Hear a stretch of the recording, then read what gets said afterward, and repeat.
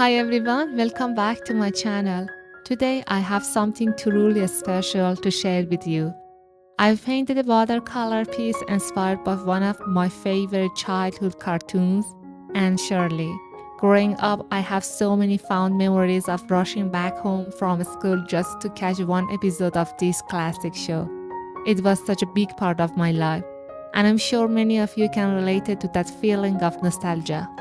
In today's tutorial, I'm going to walk you through how to create this watercolor painting step by step. Whether you're a beginner or an experienced artist, there is something here for everyone. I hope this brings back some good memories for you, just like it did for me. If you enjoyed this video, please give it a thumbs up and don't forget to subscribe to my channel so you never miss any new tutorials.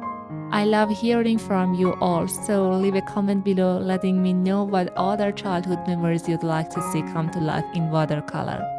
Thank you so much for watching and let's get started with this painting.